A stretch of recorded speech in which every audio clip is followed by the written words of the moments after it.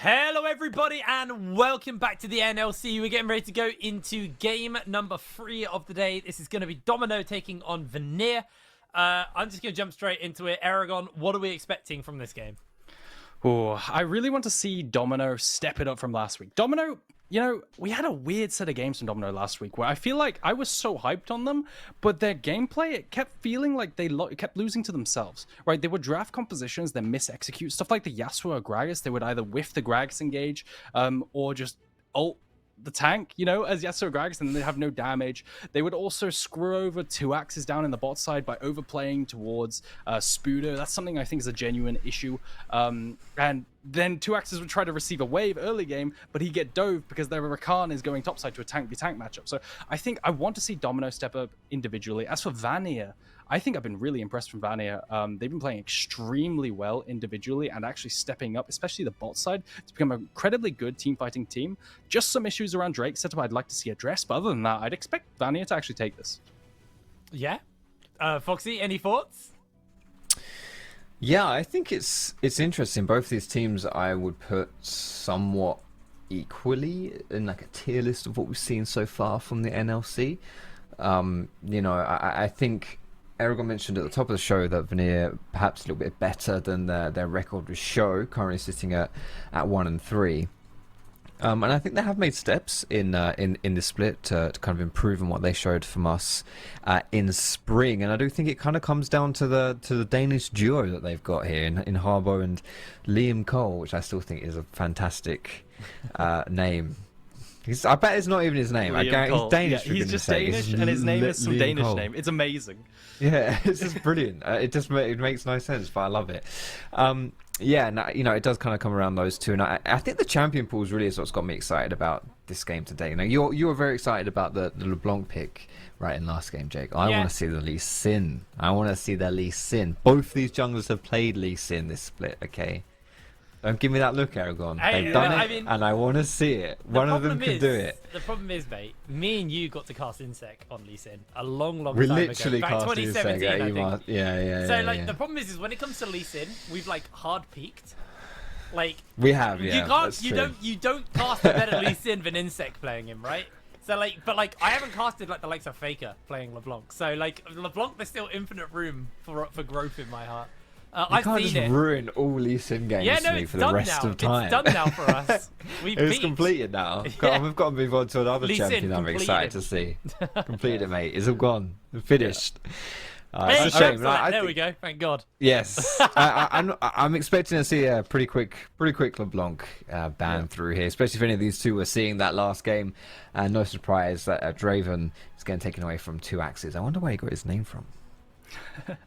No, so I imagine what we'll see is this very similar look for Domino. They seem to have settled on this identity of the classic I will kill first target composition where they like to layer Vi to Leah, for example, or they layer Rakan on top of the Vi and they just kill the target they go on first. It hasn't been working out. The same goes for Yasuo Gragas, so maybe we see some kind of ban towards those. It hasn't been working out, unfortunately, but maybe they keep going for that. On the other side, I think Lucian Nami was a big thing for Liam Cole and Garfield down in the bot lane, but generally they like to play a bit slower, maybe play some scaling mages in the mid lane, whilst also they're actually going to ban it on blue side, right? So they can't potentially play it. I don't think Harbo has had the best performances individually, so maybe he's just not comfortable on the LeBlanc. But the key picks that I'm seeing right now are Azir's up, Milio is up, Vi is up, for goodness sake, this champ is really broken, Maokai's also up, there's a lot of OPs left up. Aphelios as well might not be traditionally OP, but he has been very popular between these two players too. So we'll see how it goes with that Maokai first pick being slapped down. Wouldn't be surprised to see that handshake with a Vi. So probably not going to be seeing Lee Sin. If anyone picks Lee Sin when Vi is open, I know I want to see it. I know I do, but you're trolling. Please just don't bother. Just slapping the Vi if you want instead. There is going to be that Aphelios with so many ADC bans as well. It's no surprise that you're prioritizing that. And I am actually quite curious to see where Liam Cole goes from. The other side here, you got Milio as well. Wait, surely you can't just you left Aphelios Milio open on blue side. That just seems, if that's your 1-2 here, you're satisfied with that, surely. So the thing is, right, traditionally Aphelios has a weakness of being outranged, right? He just can't hit. The thing is with Milio plus Aphelios is Milio covers that weakness. There's a reason why Aphelios can't hit long range, because he would just do too much damage while being too long range, right? He's balanced around that. So I think Milio Aphelios is a beautiful lane, and I'm really surprised they don't pick it up here. This Nautilus better be a flex, and they better pick it up, otherwise I'll be really sad. Oh, guess not. We're gonna see the Xayah being hovered. I shouldn't talk about hovers, but goddamn, I'm gonna do it anyway. Xayah's very strong here though, so it does make sense if they do look to lock that in. The Rakan is up and available as well, actually. Xayah Rakan really strong here. We know Rakan, because he's quite slippery, actually fares okay into the Nautilus as long as you can kind of dodge that hook. Obviously, you do worry that the ult will follow you back. They actually may be looking to lean away from that and just get a brick wall of a team locked in. So they've got, you know, a very safe AD carry. They've got a tanky front line in their jungler and top, but I expect to see Rakan now get banned away in this next ban phase. And over to Domino, where it looks like they're just going to pick a pretty standard top lane pick into that Cassante, although they actually do pivot away and maybe think about locking in a jungler. Yeah. This draft has kind of confused me a little bit. I'm not gonna lie. I will say the Cassante pick makes sense in a vacuum because it's a very, very popular pick. It's really strong, and it's Spirit's most played champion. So okay, pick that one. You want to take it away, that's cool. But like, surely at this point you just ban away like the Rakans and Milios. Like, I would expect both of these to be taken away here instead. Yep. That Olaf coming through though, I think is actually quite a smart pick. So you know, Olaf is good into these kind of tanky champions because he does have to do that, you know, that true damage on his reckless swing, can have a winning matchup in that top side if you want to go for it. The problem is just like a champion like Olaf sometimes does demand a little bit of jungle attention, either to cover him or just to, yeah, because he's going to be going pretty crazy in that top side, and if you're doing that, it's not really where you find success in League of Legends right now. You know, you kind of do want to play more towards the other side of the map. So we'll see how that one plays out. It's going to be that Jace getting shut down here for Domino, and an Annie ban coming through against Clover. Yeah, I'm not really sure. I'm not really sure what to think of this one. I am still shocked that there's a Milio Rakan open here. Okay, at least one of them's been taken away. Rakan's been taken off. We're not going to be seeing Xayah Rakan. I think we'll probably see Sejuani R4. That's what it looks like they're heading towards. I think it enables the melee's topside really nicely. Has a nice pairing with the Nautilus, and then also does well into the Maokai because the long range non-committal engage. Surprised they banned Rakan. Honestly, I think it's okay to give because Nautilus is pretty good to Rakan, but maybe they just don't value the Xayah Rakan too much. Banning away the mids that synergize really well with potentially something like a Wukong as well. Worried about the Wukong plus Annie, which is an incredibly potent duo right now, which completely breaks compositions. Same with Wukong plus Ahri, although slightly worse. I do think Sejuani would fit really well here for Domino, although maybe they look for something different. Vi is still up. Yeah, Vi is still up as well. We talked a lot about the Vi, and it feels like... into Xayah, maybe not. Probably. True. I guess it's very dependent on what they would have picked in their mid, but then you're not really able to hold Xayah at all. Instead, going for the Gragas here, technically still flexible, could be put into that mid or that jungle role. So they kind of leaving that open. We're leaning more towards that jungle here for Shackle, but we'll see what the next rotation is going to be here for the side of Vanir. So they're looking to round out their team, looking for that top laner, looking for that mid laner, as it looks like the attention's actually going to go to Kitano here, getting his hands on the Darius. And then, is that a Heimerdinger? That's a Heimerdinger lock-in as well. What? Yeah. Okay. Yeah, the Cassante was a bait. I mean, we do see Cassante flex. We do see that. So that is going to be mid lane Cassante instead. I kind of like that because, like, Olaf, you know, you've got that top matchup with Darius, and they're both scrappy champions, so you can just bring it to the Olaf. And I actually think that could be really scary right here for Spuda in that top side. And yeah, it is gonna be that Akali instead in the mid lane. Akali plus Gragas is an interesting 2v2 combo. I just don't really know what to say about this team comp, to be honest. This has blown a lot of expectations away from me, so I will defer to you on this one, Aaron. Please explain this one to me. I think we've seen Garfield's Heimerdinger before, like in week 1. But I think the general idea with Vanir is they're very anti-melee, very they like people to come into them. Take Xayah, Heimerdinger, like Maokai, right? Very good peel and likes to come into them as well. So that's what they've got going for them. And on the other hand, you have a lot of people who dive. Okay, so I do think Vanir's general theme of the draft makes a lot of sense into Domino's draft because they all have to go in. They commit, right? You see a Nautilus hook in, he dies or he wins, right? So I definitely do think Vanir might have edged out in terms of draft. I definitely do like their composition. Absolutely. Sorry, still a little confused about everything. I'm curious to see how this game goes down. I feel like last game we were like, yep, LeBlanc takes static shift, sits inside lane, game over. Like, this to me feels way more scrappy, way more skirmishy. I expect, we had the expectation that last game was going to be relatively quick. We knew that they had very snowbally lanes, and that's more or less kind of what happened. Just it wasn't like a kill heavy game. I think this is going to be a lot of testing the waters, a lot of limit testing in this game. At least that's what I hope. I'm hoping for a very scrappy, very bloody game. I think the objective fights are going to be kind of bonkers as well. A lot of melees. There's a hell of a lot of melees. But last time me and you got to cast a Darius, we did get that quadra kill, Aragon. So yeah, who was that? It that wasn't was... good to know. It was... I can't remember who that was now. Gosh, I can't remember either. We have terrible memory, but it was really impressive, right? It was really, really impressive. I falsely called out the Penta as well. No, I think Darius is a phenomenal pick, right? It's very good into the Cassante, unless you get cheesed early, or like pushed into your tower or something like this. We saw this in NLC Div 2 or 3.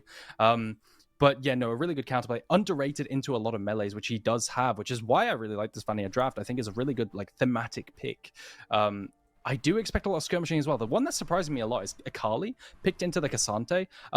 Akali, like something that's underrated that a lot of people don't talk about. Okay, is that Akali is actually, and this sounds really weird, but she's actually not bad against tanks, right? She will E a tank, right? And then because the E is so front loaded in terms of damage by now with how all the reworks, she will actually just pop the tank, which is something that people don't talk about a lot and don't expect, but you see a lot in solo queue and competitive. Which is why I actually don't hate her here. She also gets to free scale into this Cassante, which is going to be super useful. That's why I'd expect actually a lot of like not too much action to happen around mid lane, but rather in the sides. Aragon, I'm very sorry. I didn't take in a single thing you said there because I was watching Foxdrop's cat in the background. I saw it as well. Oh, that's such a cute cat, man. I was watching your cat just grooming themselves, and then I was like, "Oh, Aragon's talking." I have no idea what he said. It went in one ear and came out the other. She doesn't like to make an appearance every now and then, don't you? Yes. No, well, it's all good. I was listening to what Aragon was saying. Yeah, he said something about Akali being bad into tanks or something, right? Yeah, and that how Akali can't do anything into tanks, and so yeah. The thing that most I agree with the most there is at least the free scaling part. I think if you've got a relatively easy lane, especially when you've got fleet footwork, because Sunday shouldn't be able to pressure Akali too much. And the thing is, like, I like assassins into team comps where there's only one major threat. Because in this game, like, if you pop Xayah in a team fight or something, unless Darius is going on some kind of warpath, then you're probably going to win the fight, right? Like, Xayah's more or less like the main and only source of damage in these big back-to-front team fights if we do see those. So if you can find her and take her down, then yeah, Akali's going to have huge amounts of value in this game. As the game goes on, you won't expect her to even be looking at Maokai or Cassante or Darius or anything like that. So she's got a pretty easy and difficult game plan here. It's easy in theory. Just go for one guy and sorted. Difficult in practice because there's a lot of other bad guys who are going to stop you from doing that. And I do think, looking at the fleet, one of the most played static shift users is also Akali. Whether or not it's good or bad, I think it's up for debate. But at least in solo queue, I've seen static shift Akali do extremely well. It overcomes her wave clear issues that she does have. But the debate is like, do you have wave clear issues by the time you complete static? Because your queue becomes a lot more spammable. It's just consideration. Maybe we see it from Clover 7 here. Come mid-game, maybe he does rush. He doesn't start longsword, so maybe not, but that might just be because he is against the Cassante. Early gank topside towards Shackle here, and this is what I was saying in pre-game. They put a lot of resources into Spuda. This gank has happened the last 3 games. Every single game, they put an early gank in just to Spuda to make sure he gets an early, either another reset, allows him to trade or do something. They did it versus Shikari, but the problem is they keep doing this. One gank is fine, but they can't roam the support to do it. They can't keep roaming up Shackle because top lane at the end of the day, it's not that relevant. right? You have to go make plays bot side with this Nautilus or something like this. So I really hope that they fix these issues in the review. Shackle doesn't go back topside, and Snabby doesn't either. This is in Stefan's interview. This is something that he even mentioned, right? That post game interview that we saw from natives when they won their game was like, okay, we saw the enemy jungler try to invade. We had a vision on my chicken, so we saw he was coming in and ended up not doing anything. And from that point, I had perma tempo and he couldn't play the game. It's like a similar thing, right? This is Gragas has invested a lot of time into kind of nothing, and you can see like he's now just killing his 5th camp, whereas Pippi has already just full cleared, you know, and he's now covering topside, and it's just the tempo that you lose if you do go for these plays. It really can come back to bite you, because now you've got this recall coming through from Pippi with that tier 2 boots. It's a more optimal recall. Scarfield now is getting in trouble. It's a bit of a trade though coming through. Not too much happening outside of that.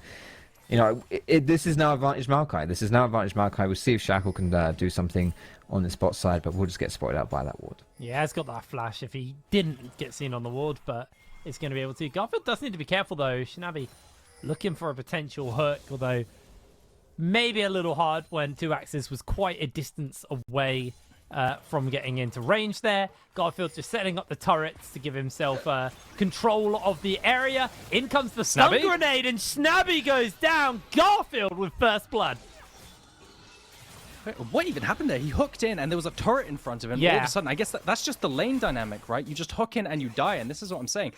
Nautilus, he's a very go balls to the wall type of champion. If it just fails, then you just look like a complete idiot, right? And unfortunately for Snabby, that's what happened. He places the turret in front of the hook, and like we said, the action's towards the side lanes, down bot side. If a hook lands, we see it go really well sometimes, but if it doesn't land, you kind of just die because you take your grenade to the face. Absolutely. I mean, it's if you hook the Jaime, you're right? But yeah, that was a bit of an optimistic hook, because you would assume there's a turret in that bush, and you're going to assume the Heimerdinger is standing behind it. Meanwhile, we're actually having a quick look at top lane. There's a very large wave built up here, and Spuda, he wants to try and catch as many as he can with his Q, but PB coming in just to see if he can find the lockdown. Gets the flash traded out. Flash from PB which is a little bit over eager if you ask me, but nothing gained. Nothing away from Maokai to close the gap. No, he uses his flash there because he wants to get the flash knock up and then follow through the route. It may look kind of silly in that situation when Maokai has his twisted advance open, but if it had worked, that would have maybe even just gotten Spuda killed. Well, I mean, he's got Ghost as well, but it's the optimal way to play if you are looking to get the most out of that gank. Just trading flashes, though, rarely a bad thing for the jungler, because, you know, if a laner's flashes down, it makes them so much more vulnerable to getting killed. You can just repeat and go back there. And normally, I would say, like, you don't want to go to top lane too much. Bot lane is the area to go to, and to be honest, I still think that is true even in this game. But when you have a Darius in that top side, at least that's someone you can play around a little bit more. You know, it's not just like this Poppy that we've seen or something like that, or a Cassante, where it's just boring. You don't want anything to happen there. If Darius does get some kills, he can start farming and then farming champions really, and being a big old threat. So not too bad if you want to repeat. Here he comes with the Hex Flash. Oh! Not in the fit. A little bit of a nice lockdown there with the grenade, as Harbo actually coming in on the flank. Does look like Vanir decide they're not going to take this fight at all. Harbo jumping on onto Clover 7, though. Another grenade connect, comes in, and Liam Cole almost finds the kill. Great flash out from 2axis, as he is chunked and summonerless. So what we're seeing there is the power of the AoE right there with the Heimerdinger. Back in spring, I think it was, there was a soft rule in draft where Heimerdinger was meta with these perm-pushing bot laners, that you did not draft Aphelios when Heimerdinger was open, because the grenade is just so hard to play against as the Aphelios. Just there, that's exactly what you see, right? The grenade comes down, and Aphelios just cannot hit and has to flash away. But like you were saying, Foxtrot, yeah, we are seeing a lot of attention to the top side as well. I definitely do think a factor of that is the fact that this lane is quite volatile, right? You have two Ghost users, and either of them dies, they miss a whole wave, if not more, right? On top of the fact that they died because they cannot teleport back to lane. And both of these top laners, in order to lane, they need to fight, right? So naturally that invites gank opportunities and stuff like this, which is why we're seeing so much pathing towards top lane. Rift Herald spawn now, maybe something can happen there too. Keep our eyes on that. Pipibat is first in the area. Hasn't actually got any wards placed down. It's just trying to get control of the areas. He's also just trying to get lane control for Kitano here. Obviously, when you are playing that Maokai, you can just use your E as your scouting tool. Obviously, they don't give you permanent vision, but they do give you something to work with. Shackle, they know this is going on. They are going to have to move over. Heimerdinger, though, has moved over as well. So Garfield in the area is standing right now on top of a ward. He's been caught, but they are going to try and dodge away the flash in from Garfield. Trying to get out as Kitano using that Q for as much damage as possible. This is getting hairy. Able to trade it out, though, 1-for-1 as Garfield's going to be finished up and followed up onto by Domino. Clover able to secure another kill. Harbo now has to 1 versus 3. Brings Clover underneath the tower. Jumps in, dodges away on the hook there, coming in. And Vanir, they may just have somewhat dissuaded that Rift Herald from happening.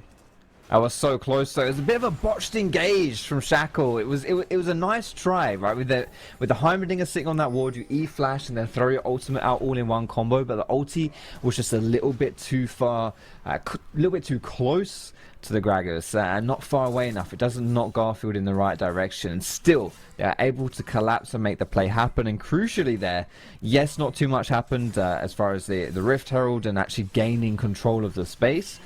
But Kali, she's now looking kind of big, and it is also the Olaf getting a kill too. So both these solo laners looking pretty nice here. As this was a game where maybe we can look to play around these solo laners. You know, we've got more of an aggressive top lane, this scrappy top lane, this volatile top lane, as you said, Aragon, where people will be fighting a lot. Somewhere you can look to potentially put your ganks on, and if you get a few kills maybe on some of these, then could definitely blow the game wide open. I kind of forgot that the Akali was going to go static shiv as well, actually. Obviously got the fleet footwork for a bit of lane sustain, but this does get to a point where they can sit in that side lane and just be a nuisance, but also don't have to burn all of their energy clearing out a wave and then not be able to trade. As you are seeing Harbo and Clover just having a light trade between each other, but Harbo at this point with the age is pretty tanky, and Clover not really got the damage to really chip into Harbo right now, so he's just going to be playing this, you know, just for shove for the moment. Yeah. Unfortunately, no Dragon Timer. I'd like to see what they do with this Rift Herald. It's probable that they use this Rift Herald to place it mid and secure that Dragon with that priority in the mid lane. That's what I'd like to see from the side of Vanir here, but again, we're not too sure on that Dragon Timer. Probably up in about 2 minutes. For now, though, it does look like Vanny is just going to start full clearing down to bot side. There we go, Dragon's in the mid lane. I imagine he'll take this Wraiths and potentially the red buff and then go mid lane and place that Herald. That's what I would want to see. But 2 axes, you can see all these pings coming down from the side of Vanny. Maybe they're going to collapse here. You can see Maokai moving down as well. It's going to be a little hard to get on 2 axes with the flash and the cleanse. Recalling. Going for that reset. Does still have 40 seconds until the Dragon's coming in, so just going to get that base off and match Liam Cole, who has got that Kraken Slayer static shift finished up onto 2 axes right now. As Clover is going to quite happily shove in this wave. He has teleport, so probably just wants to get his own static shift sorted before this Dragon fight breaks out, as Domino will use this opportunity to turn their attention towards the Rift Herald, the Scuttler. But Vanir are able to pick that one up. Clover teleporting into the back. Nobody saw him here. It's just going to jump onto Harbo. It's a little bit of damage off. Shuriken flips back. Harbo's chasing onto Clover. Clover does have that W if he needs to use it. Is Harbo going to chase forward? Lovely block out on the ultimate there from Clover with that invisibility, but he needs to run towards the team because he is slowly but surely being run through. Jumps in with the ultimate, pings out with the E, gets pulled back in, has to ult away defensively for now, as in comes the Twisted Advance, locking multiple people in place. People back trying to get the damage off on the Snubby. Snubby's been caught. Massive Moonlight Vigil Infernum comes down from 2 axes, but Vanir, they've still got the health to work with, and Domino definitely starting to scratch their heads a little bit. But should be able to turn their attention towards this Dragon to secure the second one, unless Garfield can pull off a bloody miracle with the grenade. He's going to throw the rockets out. It's a little bit too late. And that's the second Dragon to Domino. And Domino coming up aces here across the whole board. They get the Dragon. They win that fight. And more importantly, like just a minute before that Dragon fight happened, there was a solo kill in the top lane.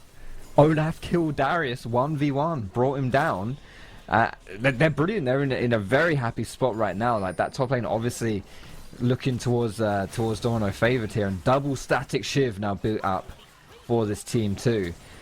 It's looking good here. 2 dragons for them. Got in the lead in the solo lanes. All looking beautiful for these guys. They just need to be careful because there is a lot of pick potential from the side of Vanir.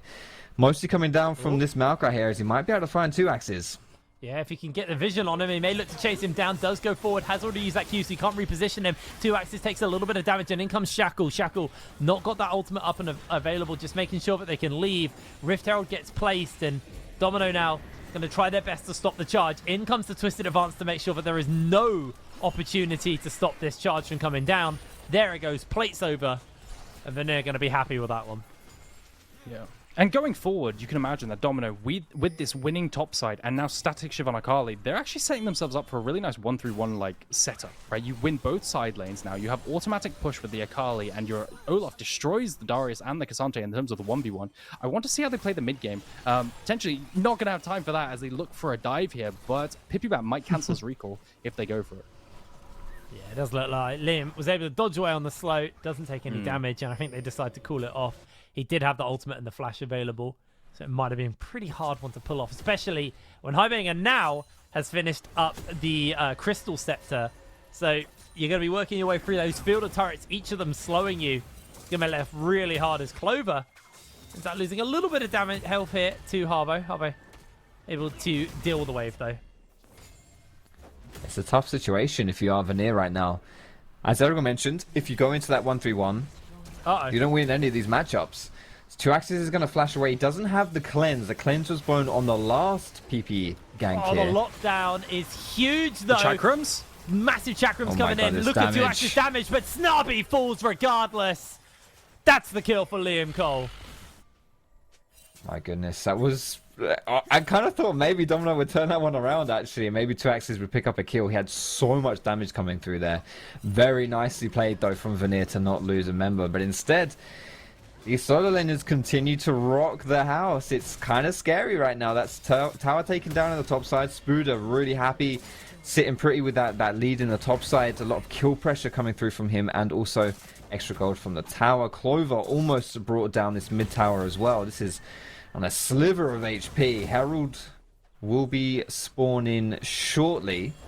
That'll be our next big fight of the game, potentially, you would have to think, as Domino should be pretty confident in this one. But I will say, like, even though their solo lanes are individually quite strong, the 5v5 isn't too... You know, with good setup, it's definitely something that Vanir could look to contest when they've got they've got these turrets and they've got saplings as well. That's easy for me to say. Something for Domino to face check into. Could maybe chunk people down and cause this fight to tilt into Vanir's favor. Looks like Vanir are going to be the first to start up this Herald, even though they do have that Scuttler giving vision. Resets coming in from Shackle. They don't even want anything to do with this. Going to be a nice and easy pickup here for Vanir, but the tower could be under threat here as Harbo not really going to be in position to defend this one as Clover jumps in forwards and down goes the turret. There is a collapse coming in. Ghost has been popped by Kitano. They're going to jump in, trying to get the knock up, the pullback with the apprehend. There's one dunk from Kitano onto Snabby. He's next up on the menu. Double kill over to Kitano. And this is exactly what we've seen in previous games from Vanir, right? They might not have the best early games, but come mid-game, they are so damn good at team fighting and flanking. All of a sudden, they just pull out a play out of nowhere, and they come back versus the likes of Natives, versus Verdant, versus anyone you could think of, despite being down in golden XP. And they just managed to do it again versus Domino. Oh no, Clover! Oh, that this is terrible. That was such a mistake. And they get the second charge. They're gonna get 2 charges, 2 towers. They're gonna get 3 kills at the end of it as well. And mate, we were just building up this. Oh wait. I hope that thought of Shackle maybe has got a cheeky little flank here. This is not who he wants to find. Garfield, on the other hand, definitely is someone he wants to find. Okay, I mean that may have been a little bit much. But he is gonna get the kill. Gonna trade it back. Kitano picking up his 5th of the game, and all of a sudden, 4 kills in that exchange for the Darius. I mean, if there's a top laner in this game that I do not want to be feeding kills to, I think Darius is probably up there, especially since they had the winning top side already. Mate, this game's just going back and forth with all these kills. It's junglers have a death wish in this game, and the solo laners are the ones benefiting from it. That will horrible timing for that death of this dragon spawning. It will be the 3rd one, and sole point now for Domino. Yeah, that was such a mistake from Vanir, actually. They had so much gold from Kitano getting all of those kills, but they were like, we need to reset. giving over the dragon. Bat decided that he wanted to stay to try and contest the dragon, and they basically just secured Soul Point for the side of Domino off the back of that. Really rough stuff. I mean, how did the Darius suddenly get 5-2 kills? Like, how did that happen? He was 0-2-0. No, I blinked. I swear. Where did that come from? Katano, but still, really good stuff. I'd be a bit sad if I was Spuda, but a team fight coming down. And what I want to talk about is how these teams, execute the team fights. What's really, really important for Vanir is because they're playing Maokai and Heimerdinger, it's really important that the teams come into them so they have proper setup with the saplings and the turrets, and that's how we saw them secure the Rift Herald, right? But we need to see that coming forward on the 4th dragon. They need to be on the objective earlier and have the turrets down so that Domino have to face check the turrets and the saplings, and they just get chunked on the way in, and then they have to run through feathers and all this sorts of thing. I really want to see this executed correctly from Vanir and to see them close out and get a first dragon for themselves. Well, I mean, they have to. I mean, Cloud Soul, I've always rated Cloud Soul, every iteration of it. I know a lot of people for a very long time hated it, but I think movement speed, especially nowadays, is so valuable. I mean, that's why you start to see AD carry starting to take ghosts. I mean, I think this Soul's actually quite scary for Vanir to play into, because suddenly 2 axes is just like way quicker and way harder to kind of pin down. Spood is infinitely scarier. It's hard to actually kind of deal with the people who you want to be dealing with when they're running at like 1,000,000 miles an hour. So that's something Vanir definitely want to keep their eyes on. Also, you don't really want to go enough for free soul regardless, even if it's a chem tech, which is, the one which is sad whenever you roll as your soul for a game. You still don't want to be giving it over, right? It's free stats to the enemy. And, Vanir, they just came off the back of like a really good series of plays where realistically it felt like the neutral objective should have been theirs, but it just wasn't.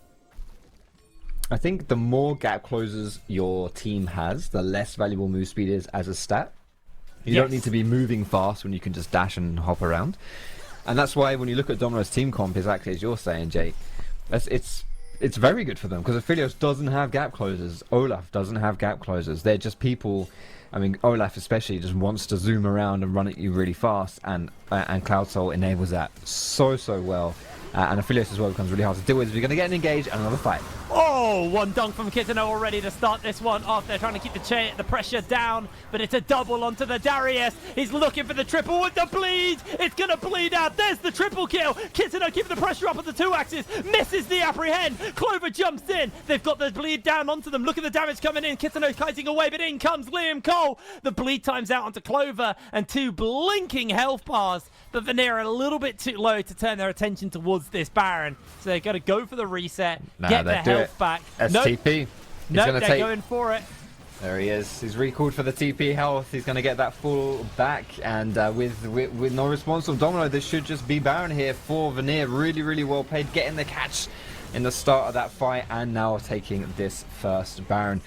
I mean, what a time to turn it around. Mentioned not having the greatest of early games. Maybe this isn't the team that is best in those early stages of the game, but man, have they turned that around. You've got some few kills for Darius, and he's just absolutely unstoppable in these team fights, just felling everyone in his path, just hacking away and dunking on them, picking himself up 3 more kills there. Disgusting things. And now how do you answer? This is the question, right? Like we laid out the 1-3-1 for Domino. This was the future of this game for those guys. That's how they're going to win. You can't 1-3-1 against Darius anymore. You cannot put anyone against him. He will probably 2v1 you at this point as well. It's going to be so difficult to deal with him. I don't know how Domino are going to find the resources to do so. Oh, Kitano, they're going to try and jump onto him, but he's already pretty strong. 2.5 items in, caught by the slow. Everything lands in onto him, and down he goes. Shut down for 2 axes. Meanwhile, the rest of the team are coming in. A lot was burnt there. They've already got 3 ultimates on cooldown. Snubby flashes away, but he's instantly caught out. The grenade comes bouncing in for the stun. Slowed by the Crystal Scepter, but it looks like he's able to buy himself the space and get away from this play. Managing to buy enough time to get out here. This death is crucial. Vanir actually managed to get picked right before the dragon, so this death from Kitano not only does it inject 700 gold, but also secures soul for Domino potentially. The only downside now is they don't have their ultimate. Spuda doesn't have ultimate, Clover doesn't have ultimate, and Grags doesn't have ultimate. Specifically, Akali isn't really a champion without ult, but that poke might have just forced it. I think also PP Bat not having ultimate was pretty big for them there.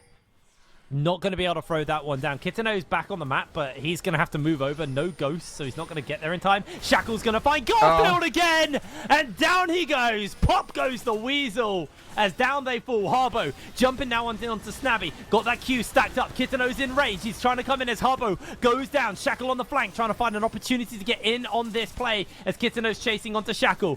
There is a flash available for Kitano if he wants to get into the pit. Same for PP Bat. He's going to hex flash forwards. Coming in with a smite. A little bit too early. Able to secure that, and all of a sudden, Domino have turned this fight around. Clover looking for Liam Cole. Able to finish him up. And just like that, Domino, they're back in the game. How on earth did that just turn on its head within 2 minutes? We were just singing Vanir's praises, how he turned it around in the mid game, and then one pick, one kill on Kitano. Straight away turned into a dragon play and then a favourable fight as well. That is now Soul plus a commanding spot here for Domino. Looking to close this game out in the next 10 minutes or so. It's looking so tragic. But big respect here for Domino. Falling behind a little bit in that mid game with some questionable decisions. Still not getting mega tilted and deciding just to sit back and getting scared of the Darius. Taking it to Vanir. The gold is dead even. Both teams have exactly the same amount of gold. This is still anybody's game. Very, very scary stuff for all the teams, all the players involved. And Liam Cole, he tried to play that fight as best as possible. But I think Vanir, they lost that fight because they felt pressured by the Soul, because they didn't want to give it over. But they didn't have the man advantage. They didn't have the power to actually do a fight, to have a fight there. And they ended up getting forced into a situation where they were pretty much guaranteed to lose. Spuda needs to be a little bit careful here. Garfield does find him, gets a little bit of poke off. Kitano's chasing, though. They may actually look for the kill onto him here. Going to force the ultimate out immediately. Kitano not going to get that apprehend off. He's ulting. Managing to get out here. More of a neutral state now. You could see they're actually trading down bot side. Maybe Clover. And this is the 1-3-1 we wanted to see. We said we wanted to see, right? They're trying to force an engage to counter the 1-3-1, but you can see Clover with that push, allowing Akali to do things she wouldn't be able to before, right? Actually managing to push these waves and instantly, probably just an auto attack into a Q clears the entire wave. Now, what's the counterplay to 1-3-1? Well, you barrel it down mid and try to engage or force the issue down mid. Unfortunately, this opens up the ability to flank. So what I want to see now is potentially a TP from Clover 7, and maybe they can get a really favorable fight. Look at a TP down next to the blue buff. Yeah, they're coming in on that long-range flank. PP Bat has used that ultimate as well, which is pretty large there. Shnabi throws down the ultimate, catches the knock-up onto PP Bat. The hook comes in as well. They're trying to buy space. Instant flash out. There's already the damage coming in is huge from that static shift. Clover jumps in, tries to chase up for another kill, gets the E onto Harbo. PP Bat separated from the rest of the team, desperately trying to get away as Clover keeping the pressure up onto him. Can't really get through the tank stats though, as another hook lands, but it's onto a tank. Garfield misses the grenade, and Domino, they've got themselves a little bit of space, a little bit of breathing room, as Vanir need to go for the reset. Wait, that Shiv denying the recall isn't... Okay, I was like, if they keep pushing mid, maybe that actually means something. That hitting a minion wave and that jumping to the recalling crowd of Vanir almost brought them enough tempo to push down mid and maybe get that that inner turret there. But no, it's not inhib turret, so not going to happen. Instead, I get the vibe that these teams are just a little bit spooked out at this point. You know, like, it's been such a back and forth game and both teams have thrown at different points, that maybe now they're kind of like they've been burnt and now they're hesitating to make that play. I think maybe Domino had more of an angle in that team fight than they thought they did, but they didn't really want to take it. I might just be, you know, this might be my ignorant small brain saying go fight. You know, that might just be what's happening right here, but it's kind of it's the vibe that I'm getting, and this is the problem, right? When you start getting a bit of jitters in these games because you're too afraid to lose that. You end up not playing to win, right? And it really can come back to bite you. I think a major thing is the Death's Dance has now been finished up onto Kitano, and the Gargoyles has been finished onto the Harbo.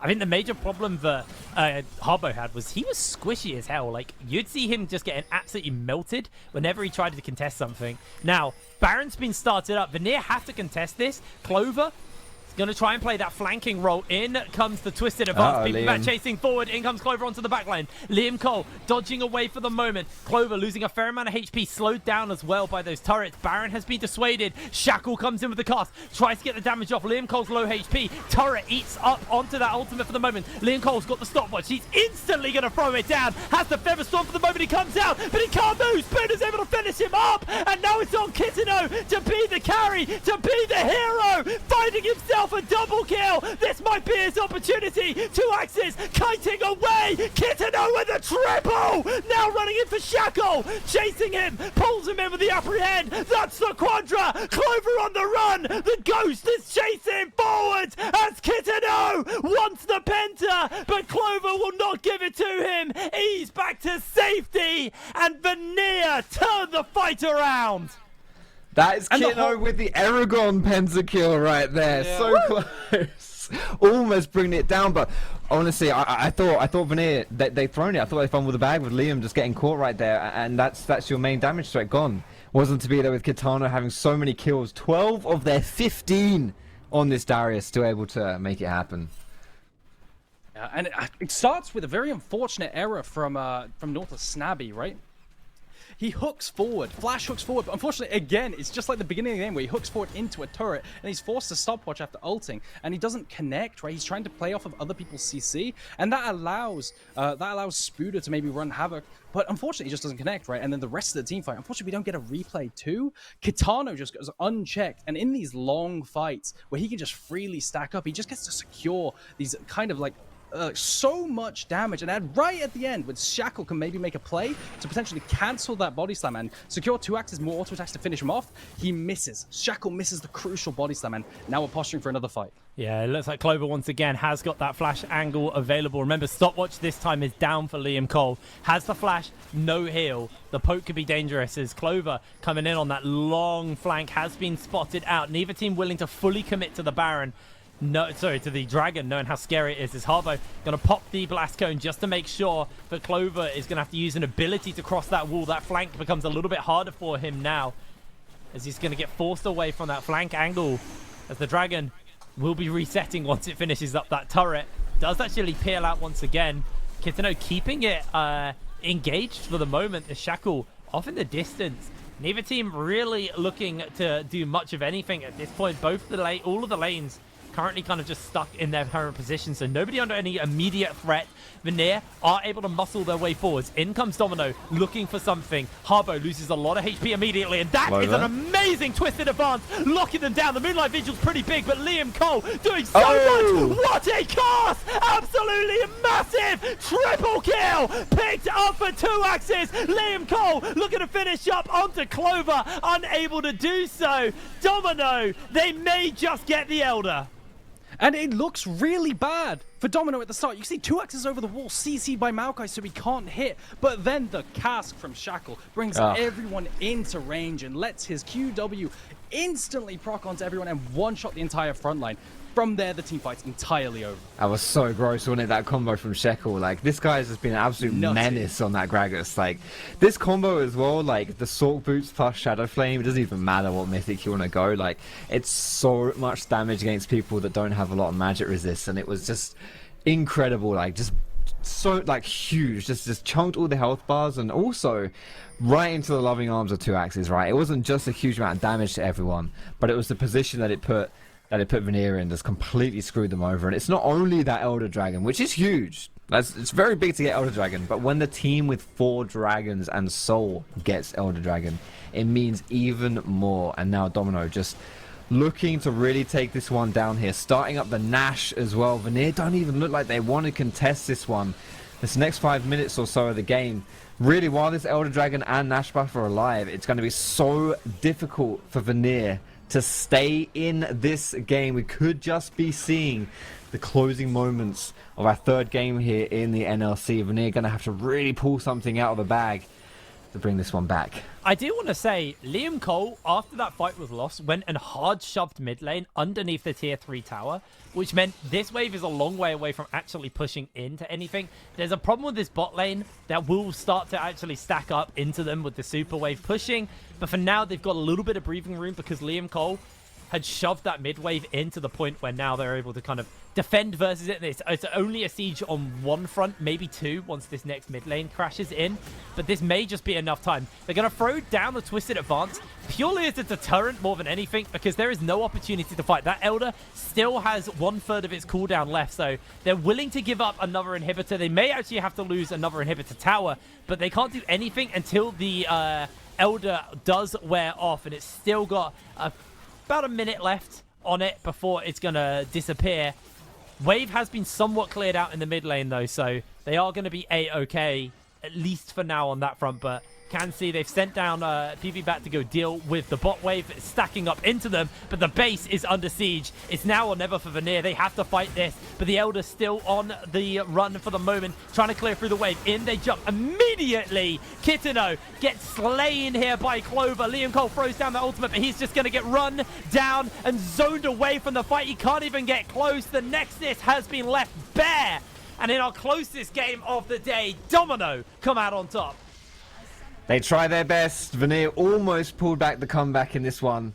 Kitano with a pretty dominant Darius display. Like, that was kind of spooky. Although he did get solo killed in lane once, but he found those like 2 kills. I think it was like 3. Actually, I think it was like 3 or 4 kills in that mid lane fight towards the middle part of that game, and he really did roll with it. Like, that was such a back and forth game. It was a lot of fun to watch, but a bit heartbreaking, honestly, if you are a Vanir fan, because they certainly were in position to take it away, and just unfortunately weren't able to find the win. Yeah, I feel like we've seen this before. It was definitely, it was definitely a series defined by deaths, or a game defined by deaths at the wrong time, right? That death from Kitano down bot side where he lost his 700 gold bounty, that chained into the entire game. Up until then, Vanir had done a really good job of coming back, but unfortunately that one death chained into Soul, and then from there, just more and more ints and unfortunate fights, and the game was done. The thing is, well, this game was balancing on a knife's edge for the entirety of the game. Like, the goal leads were like, they were 1k, 2k, they were dead, even as you're also pointing out on the cast. Pretty much up until the point where the first Baron was taken, but then all of a sudden, you're talking about the comeback play in the bot side onto Kitano with a 5-man stack on him. What a game, like an absolute banger hit, Brain. Yeah, no, I mean, that's the game we've been wanting. I think we've had 2 pretty one-sided games to start off with, so it was nice to see, you know, these 2 teams go toe-to-toe. And of all of the teams, I didn't expect this to be one of our closer games. I thought Ruddy versus Nord was going to be quite a close and a fun game, but it ended out just kind of being Ruddy completely dominating. I didn't expect Vanir to really stick it to Domino like that. There was plenty of room for them to take it, but it just felt like there were the kind of crucial moments. One of which was obviously at that Dragon where PP back got themselves caught when they should have just reset it and bolted back for Dragon, and then attempted to see if they could contest the Dragon or not because they had the smite advantage, but he felt like he had to stay, so then he gets picked and then kind of throws the game away from there. I mean, that cask as well. Oh my word. Yeah, that was cask hot. was absolutely crisp outside the Elder. I mean, that was a game-winning cask. I don't actually know who our MVP is.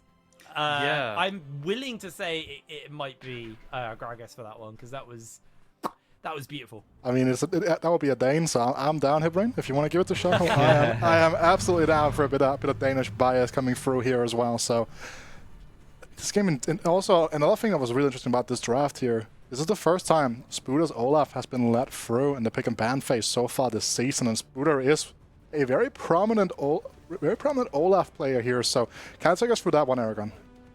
Yeah, so the thing is with Spooders, I've reached out to him for Olaf advice, and when they hovered Jax and the champ select into Olaf, I got really excited because that's one of the best matchups. But Spooder hit Challenger like 1 KLP with a 61% winner on Olaf. He's probably one of the best in Europe, right? So leaving this open, bit of a questionable choice. Maybe you decide, you know, we've got a counter pick into it. Maybe they prep the Darius. It did look good in team fights, but unfortunately it doesn't work out in the end. And that was like kind of for me, because I was like super hyped to see this, because when there's a pick that is so like that signifies a player in that way, like seeing it being led through draft in that fashion, and then really not being able to fully shut it down, because we saw like the amount of resources that the Shackle put into the early game, right towards the top. So that's something you were criticizing during the cast here as well, Fox, with the fact that they put so much into pretty much no gain. Yeah, it's always difficult, isn't it? Like, you saw Shekel's early pathing. Like, he did 3 camps, he did his red chickens, Krugs, and then into topside gank. I mean, it didn't even gank. He got into the top bushes and kind of was, I guess, was there just in case. It's essentially, even though nothing happened from the play itself, it really did tell you a lot about Domino's game plan and how they viewed Spuda on that Olaf, right? They wanted to give him some help. They wanted to give him just that little extra push so that he could run away with the game. And to be honest, like, there was a fight that happened a little bit later on where Spuda did pick up a kill, and then he actually turned that into a solo kill in the top side. Like, it was pretty good in that lane phase 1-on-1.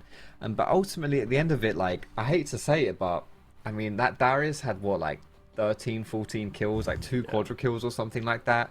Was this game a top diff? it was still all about the ADCs and the front to back and the team fights, right? Like, I don't think you can get more of a exaggerative example of how you just should play for bot side in this meta. So Man, 20 kills to the top laner. As well, Yeah, though? Like, that was like when I saw, yeah. Go on, go on. That was my next question. Was like, can we talk about like what's going on with Static Shiv? It was literally like next It's on like my unhealthy. bingo card. There. It's insane. Like, Done. just It's such an unhealthy item. It's ridiculous. I mean, like, I love it on this level long, but like you see exactly the same thing coming out from the Akali there with the pretty much the identical build.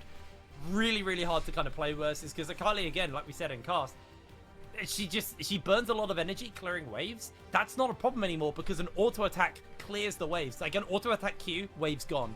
Then you've got like the Aphelios also building it in that game. 2 static shivs on one team is just infinite wave clear. Like, there is no way you can shove into them. And I think that ended up being a bit of a problem whenever we saw Vanir try to go for a shove. Was if the Akali or the Aphelios was there, the wave they were shoving with wasn't there anymore because it just disappeared. It'd evaporate, and then they'd have to turn their attention towards something else. They then started turning attention towards team fighting, and their team fighting was great, but the flanking Akali a couple of times, just coming in with the E, proccing the Night Harvester, slamming in, getting that auto-empowered, or the empowered auto-attack with a static shift proc, and then just going invisible. It's a nuisance. It's hard to deal with, and yes, Kitano looked absolutely incredible on that Darius, but top lane isn't a role. It just isn't a role at the moment, and you're just a pawn in the game of the ADCs. It really is. It really is. Like, the fact that mid laners are only viable when they build an AD carries item really shows you how ridiculous the balance. Like, I don't know what the balance team are doing over there, but like, it's not balancing this game. It's the opposite. I mean, it really is just insane. I mean, you also saw it, Fox. You're talking about this here, like that those static shifts were also almost detrimental to the back timings in that hectic late game. Yeah. For Vanir, I just saw like 3 people have their backs like interrupted by like a minion dying like 2 screens away. Like, it's just insane. It was gross, wasn't it? It's like I think it was the Kali hit the minion around like where the outer mid lane turret would have been. And the static shift traveled to close to like the inhib turret and stopped everyone's recalls. And it was like, fortunately for Vanir, there was no tempo play from Domino off of that. But like, that in and of itself was actually kind of gross. That was genuinely hideous. As if there weren't enough reasons to think that this item is completely busted. Yeah, like it's gross. Like, not only are ADCs building it, but mid lane's building it, and the pool of champions that seems to be building it is just expanding and expanding, and it's still really strong. I'm not sure if this is the patch. Is this the patch where it's been buffed, or is it buffed on live and this is a patch behind? Do we know if I think it's buffed. It's We're the buff. in 13 and 11. Yeah. So but the static shift was being built in comp the patch prior. And it got buffed the next patch, right?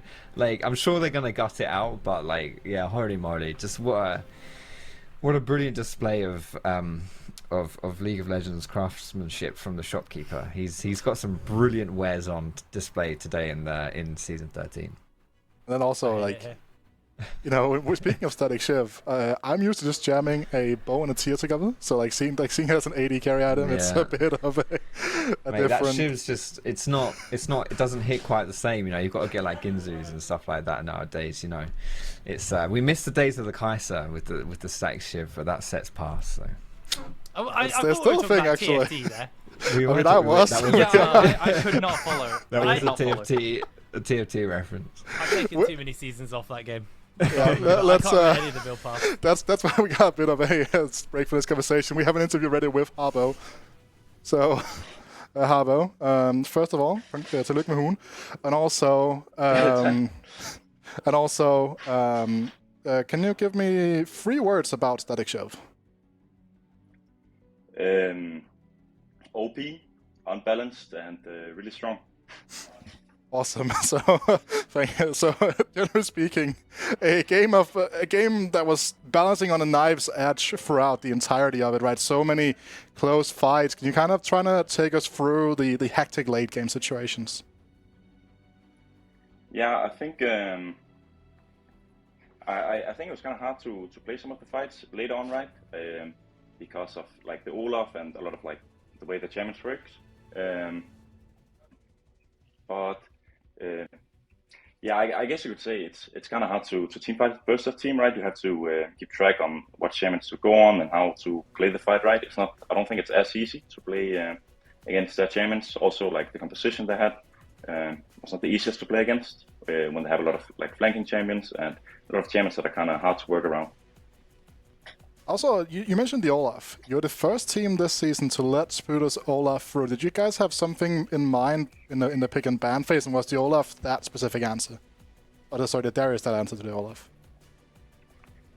I don't think we mind like him picking the Olaf too much. I think I guess you could say like our top lane also plays Olaf quite a bit, so obviously he knows the champion. So I don't think we were too afraid of it. And even though I think I got a lead early game. I think Kitano kind of got back, so into the lead. So I think it was fine. I don't think it was like a huge problem. I think if we had played maybe the team fights a bit better, I don't think it would have been a huge problem. Thank you so much for your time.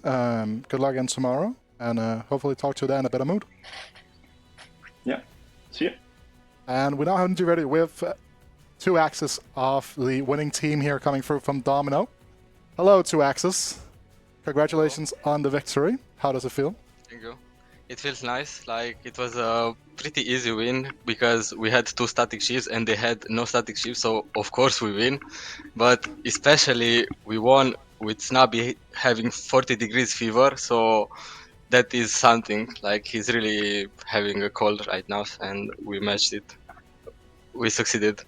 Yeah, I think that so some of the situations in the early game, you end up like having a good, like he ended up finding a very good hook on the Heimerdinger, like you got a good trade, but then all of a sudden, a few moments later in the bot lane, he ends up hooking into the bush and then he hooks a turret and dies. What was like going through your head when that happened? Well, I when I saw the hook hitting the tower, I tried to remember like Snubby is having fever, so that is a good excuse for him for that to happen. So obviously was I love a bit of banter between AD carry and support. So this game was a banger. I think it's safe to say, right? A lot of back and forth. You say it was easy because of the static shifts. Yeah. But I mean, it really came down to you guys catching Kitano in the bot lane. Can you kind of like talk us through like the planning for that specific pick? What pick? The pick onto Kitano in the bot lane when you like kind of just like propel that into the Dragon Soul. I don't remember exactly, but I still think our team fighting was better. Like our team comp was much better than theirs. Like we just had to fight properly to let them come in, and then it was free. Like we had to wait to play slow to let them come in. Thank you. Again, good answer. Thank you so much for your time here. Congratulations. We're going to be going to a quick break before we're ready with the final game of the evening.